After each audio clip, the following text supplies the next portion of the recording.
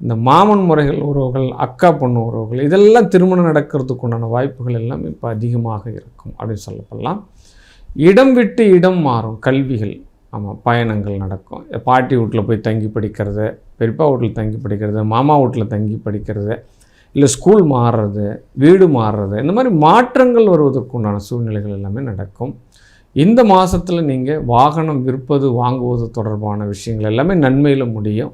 வீடு புனரமைக்கக்கூடிய பணிகள், அப்போ ஏற்கனவே வீட்டை இடிச்சிட்டு புதுசாக வீடு கட்டுறது, அப்போ பள்ளமாக இருந்து மோடாக்கிட்டு வீடு கட்டுறது, அப்போ மேடு பகுதியில் வீடு கட்டுறது, ரொம்ப இந்த விஷயங்கள் எல்லாமே நடக்கும். தாமதமாக நின்ற வீடுகள் கூட ஆரம்பிப்பதற்குண்டான சூழ்நிலைகள் எல்லாமே நடக்கும் அப்படின்னு சொல்லலாம்.